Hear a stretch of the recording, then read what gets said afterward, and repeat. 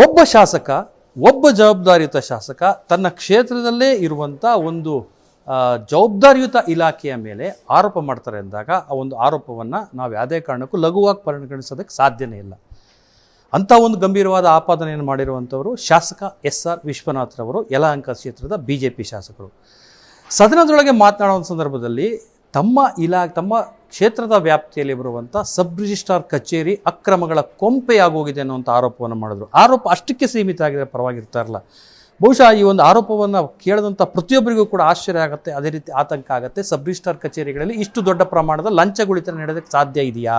ಇಷ್ಟು ದೊಡ್ಡ ಮಟ್ಟದ ಅಕ್ರಮ ನಡೆಯೋದಕ್ಕೆ ಸಾಧ್ಯ ಇದೆಯಾ? ಯಾಕಂದರೆ ಅವ್ರು ಮಾಡಿರುವಂಥ ಆಪಾದನೆಯ ಹುರುಳನ್ನು ನೋಡ್ತಾ ಹೋದ್ವಿ ಅಂತ ಹೇಳಿದ್ರೆ 25 ಕೋಟಿಯಷ್ಟು ಹಣ ನಾವು ಈಗ ತೋರಿಸ್ತಾ ಇರುವಂಥ ಯಲಹಂಕ ಸಬ್ ರಿಜಿಸ್ಟ್ರಾರ್ ಕಚೇರಿ ಒಳಗಡೆ ಪ್ರತಿ ತಿಂಗಳು ಕಲೆಕ್ಷನ್ ಆಗುತ್ತಂತೆ. ಮಂತ್ಲಿ ಕಲೆಕ್ಷನ್ 25 ಕೋಟಿ ಅಂತೆ. ಅದರೊಳಗೆ 8 ಕೋಟಿಯಷ್ಟು ಹಣವನ್ನು ಯಾರೋ ದೊಡ್ಡ ಅಧಿಕಾರಿಗಳಿಗೆ, ಯಾರಿಗೋ ದೊಡ್ಡವರಿಗೆ ಅವ್ರು ಕಪ್ಪ ಕಾಣಿಕೆಯಾಗಿ ಸಲ್ಲಿಸ್ತಾರೆ ಅಂತ ಅನ್ನೋಂಥ ಆರೋಪವನ್ನು SR ವಿಶ್ವನಾಥ್ರವರು ಮಾಡಿದರು. ಈ ಒಂದು ಕಚೇರಿಯ ಒಳಗಡೆ ಪ್ರಕ್ರಿಯೆಗಳು ಎಂದಿನಂತ ನಡೀತಾ ಇದ್ದಾವೆ. ಸಬ್ ರಿಜಿಸ್ಟ್ರಾರ್ಗಳು ಕೂಡ ಬಂದಿದ್ದಾರೆ. ನದಾಫ್ ಅನ್ನುವಂಥ ಒಬ್ಬರು ಸಬ್ ರಿಜಿಸ್ಟ್ರಾರ್ ಬಂದಿದ್ದಾರೆ, ಇನ್ನೊಬ್ಬರು ಜಯಪ್ರಕಾಶ್ ಅನ್ನುವಂಥ ಸಬ್ ರಿಜಿಸ್ಟ್ರಾರ್ ಇದ್ದಾರೆ. ಅವ್ರ ಹತ್ರ ಮಾತನಾಡಿಸುವಂಥ ಪ್ರಯತ್ನನೂ ಕೂಡ ಮಾಡಿದ್ವಿ.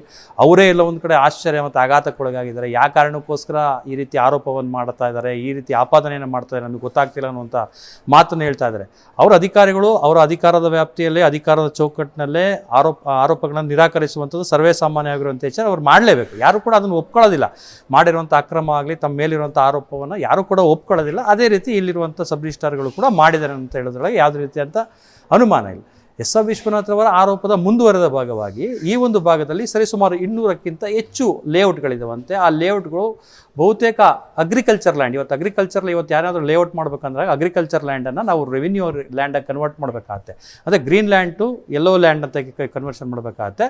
ಆದರೆ ಕನ್ವರ್ಷನ್ ಮಾಡುವಂಥ ಪ್ರಕ್ರಿಯೆಗಳು ಕೂಡ ಅಷ್ಟು ಸಾಧು ಅಲ್ಲ, ಅಷ್ಟು ಮಾಡೋದಕ್ಕೂ ಕೂಡ ಸಾಧ್ಯ ಇಲ್ಲ. ಆದರೆ ಇಲ್ಲಿರುವಂಥ ಸಬ್ ರಿಜಿಸ್ಟ್ರಾರ್ ಕಚೇರಿಯಲ್ಲಿರುವಂಥ ಅಧಿಕಾರಿಗಳು ಏನು ಮಾಡ್ತಾ ಇದ್ದಾರೆ ಅಂತ ಹೇಳಿದ್ರೆ, ಲೇಔಟನ್ನು ಕನ್ವರ್ಷನ್ ಮಾಡೋದಕ್ಕೆ ಸಿದ್ಧರಾಗಿರುವಂಥ ಒಂದಷ್ಟು ಭೂ ಮಾಲೀಕರ ಜೊತೆಗೆ ಇವರು ಶಾಮೀಲಾಗ್ಬಿಟ್ಟಿದ್ದಾರಂತೆ. ಶಾಮೀಲಾಗಿ ಪ್ರತಿಯೊಂದು ಅವರ ಲೇಔಟ್ನಲ್ಲಿ ಎಷ್ಟು ಸೈಟ್ಗಳಾಗತ್ತೋ ಆ ಸೈಟ್ಗಳ ಪ್ರತಿಯೊಂದು ಸೈಟ್ನ ಕನ್ವರ್ಷನ್ಗೆ 35,000, ಕನಿಷ್ಠ 35,000 ಫಿಕ್ಸ್ ಮಾಡಿದ್ದಾರೆ. ಒಂದು ಲೇಔಟ್ಗಲ್ಲ ನಾವು ಹೇಳ್ತಾ ಇರೋದು, ಲೇಔಟ್ನಲ್ಲಿರುವಂಥ ಒಂದು ಸೈಟ್ಗೆ 35,000ದಷ್ಟು ಫಿಕ್ಸ್ ಮಾಡಿಬಿಟ್ಟಿದ್ದಾರೆ. ಆ ಹಣವನ್ನು ದಲ್ಲಾಳಿಗಳು ತಗೊಂಬಂದು ಕೊಡ್ತಾರೋ, ಅಥವಾ ಇವ್ರ ಕೆಳ ಹಂತದಲ್ಲಿರುವಂಥ ಅಧಿಕಾರಿಗಳು ತಂದು ಕೊಡ್ತಾರೋ, ಅಥವಾ ಇಲ್ಲಿರುವಂಥ ಕಚೇರಿಯಲ್ಲಿರುವಂಥ ಸಿಬ್ಬಂದಿಗಳು ತಂದು ಕೊಡ್ತಾರೋ ಗೊತ್ತಿಲ್ಲ. ಎಲ್ಲ ಹಣವನ್ನು ಅದಕ್ಕೆ ಅಕ್ರಮವಾಗಿರುವಂಥ ಲೇಔಟ್ಗಳ ಕನ್ವರ್ಷನ್ ವಿಚಾರದಲ್ಲಿರ್ಬೋದು, ಅಥವಾ ಸೈಟ್ಗಳ ಕನ್ವರ್ಷನ್ ವಿಚಾರದಲ್ಲಿರ್ಬೋದು, ಎಲ್ಲ ಏನು ಕ್ರೋಢೀಕೃತ ಆಗುತ್ತಲ್ಲ ಅಮೌಂಟ್ನ ತಗೊಂಬಂದು ಒಟ್ಟುಗೂಡಿಸಿದಾಗ 35 ಕೋಟಿಯಷ್ಟು ಹಣ ಆಗುತ್ತಂತೆ. 25-30 ಕೋಟಿಯಷ್ಟು ಹಣ ಆಗುತ್ತಂತೆ.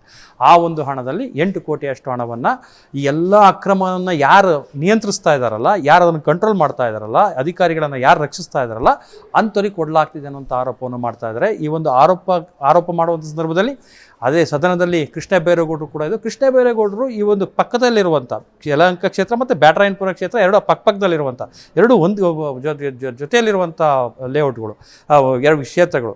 ಆ ಒಂದು ಕ್ಷೇತ್ರದ ಶಾಸಕರಾಗಿರುವಂಥ ಬ್ಯಾಟರಾಯನಪುರ ಕ್ಷೇತ್ರದ ಶಾಸಕರಾಗಿರುವಂಥ ಕೃಷ್ಣ ಬೈರೇಗೌಡರು ಸ್ವತಃ ಕಂದಾಯ ಸಚಿವರಾಗಿದ್ದಾರೆ.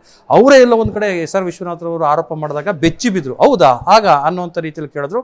ಆ ನಂತರದಲ್ಲೇ ಅವರ ಪ್ರಶ್ನೆಗೆ ಉತ್ತರವನ್ನು ಕೊಡೋ ಸಂದರ್ಭದಲ್ಲಿ ಇಲ್ಲ, ಇದ್ರ ಬಗ್ಗೆ ತನಿಖೆಯನ್ನು ಮಾಡ್ತೀವಿ, ಸಮಗ್ರವಾದ ತನಿಖೆಯನ್ನು ಮಾಡ್ತೀನಿ. ಅದ್ರ ಜೊತೆಗೆ ಒಂದು ಇಲಾಖೆಯ ಶುದ್ಧೀಕರಣ ಆಗಬೇಕಾಗಿದೆ, ಸಬ್ ರಿಜಿಸ್ಟ್ರಾರ್ ಕಚೇರಿಯ ಶುದ್ಧೀಕರಣ ಆಗಬೇಕಾಗಿದೆ ಅಂತ ಹೇಳಿದ್ರೆ ಸಾಕಷ್ಟು ವರ್ಷಗಳಿಂದ ಒಂದೇ ಸ್ಥಳದಲ್ಲಿ ಗೂಟ ಹೊಡ್ಕೊಂಡು ಕೂತ್ಕೊಂಡಿರುವಂಥ ಅಧಿಕಾರಿ ಸಿಬ್ಬಂದಿಗಳನ್ನು ಬೇರೆ ಕಡೆ ಎತ್ತಂಗಡಿ ಮಾಡಿದ್ರೆ ಬಹುಶಃ ಅಕ್ರಮಕ್ಕೆ ಎಲ್ಲ ಒಂದು ಕಡೆ ಕಡಿವಾಣ ಬೀಳ್ಬೋದು, ಬ್ರೇಕ್ ಬೀಳ್ಬೋದು ಅನ್ನೋ ಕಾರಣಕ್ಕೆ ಟೋಟಲ್ ಇಲಾಖೆಯ ಶುದ್ಧೀಕರಣಕ್ಕೆ ಮುಂದಾಗಿದ್ದಾರೆ ಕೃಷ್ಣ ಬೈರೇಗೌಡರು. ಒಂದು ಉತ್ತಮವಾದ ಮತ್ತು ಸ್ವಾಗತಾರ್ಹ ಬೆಳವಣಿಗೆ. ಹಾಗಾಗಿ ಈ ಒಂದು ಯಲಹಂಕ ಕಚೇರಿ ಮೇಲಿರುವಂಥ ಆರೋಪದ ಹಿನ್ನೆಲೆಯಲ್ಲಿ ಒಂದು ಸಮಗ್ರವಾದ ತನಿಖೆಯಾಗಿ ಇಲ್ಲಿರುವಂಥವರ ಹೆಡೆಮುರಿ ಕಟ್ಟುವಂಥ ಕೆಲಸ ಆದರೆ ಬಹುಶಃ ರಾಜ್ಯದಲ್ಲಿರುವಂಥ ಎಲ್ಲ ಸಬ್ ರಿಜಿಸ್ಟ್ರಾರ್ ಕಚೇರಿಗಳಲ್ಲಿ ನಡೀತಿರುವಂಥ ಅಕ್ರಮ ಮತ್ತು ಭ್ರಷ್ಟಾಚಾರ ಎಲ್ಲ ಒಂದು ಕಡೆ ಕಂಟ್ರೋಲಿಗೆ ಬರುತ್ತೆ. ಸಂಪೂರ್ಣವಾಗಿ ಸಾಧ್ಯ ಇಲ್ಲ ಬಿಡಿ, ಯಾವುದೇ ಕಾರಣಕ್ಕೂ ಸಂಪೂರ್ಣವಾಗಿ ಅದನ್ನು ನಿರ್ಮೂಲನೆ ಮಾಡೋಕ್ಕೆ ಸಾಧ್ಯ ಇಲ್ಲ.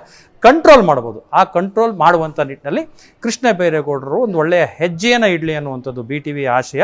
ಅದ್ರ ಜೊತೆಗೆ SR ವಿಶ್ವನಾಥ್ರವರು ಮಾಡಿರುವಂಥ ಆರೋಪವನ್ನು ಕೇವಲ ಕೃಷ್ಣ ಬೈರೇಗೌಡರಲ್ಲ, ಇದನ್ನು ಮುಖ್ಯಮಂತ್ರಿಗಳು ಕೂಡ ಗಂಭೀರವಾಗಿ ಪರಿಗಣಿಸಬೇಕಾಗುತ್ತೆ, ಲೋಕಾಯುಕ್ತ ಅಧಿಕಾರಿಗಳು ಪರಿಗಣಿಸಬೇಕಾಗುತ್ತೆ. ಇತ್ತೀಚಿನ ದಿನಗಳಲ್ಲಿ ಯಾಕೋ ಗೊತ್ತಿಲ್ಲ, ಲೋಕಾಯುಕ್ತ ಅಧಿಕಾರಿಗಳು ಬಹುಶಃ ಸಬ್ ರಿಜಿಸ್ಟ್ರಾರ್ ಕಚೇರಿಗಳನ್ನು ಮರೆತು ಬಿಟ್ಟಿದ್ದಾರೆ. ಸಬ್ ರಿಜಿಸ್ಟ್ರಾರ್ ಕಚೇರಿಗಳಲ್ಲಿ ನಡೀತಿರುವಂಥ ಅಕ್ರಮ ಅವ್ರ ಗಮನಕ್ಕೆ ಬರ್ತಿಲ್ಲ ಅನ್ನೋ ಪ್ರಶ್ನೆ ಕೂಡ ಕಾಡ್ತಾ ಇದೆ. ಒಂದು ಸಮಗ್ರವಾದಂಥ ಪರಿಶೀಲನೆ ಮಾಡಿ ಒಂದಷ್ಟು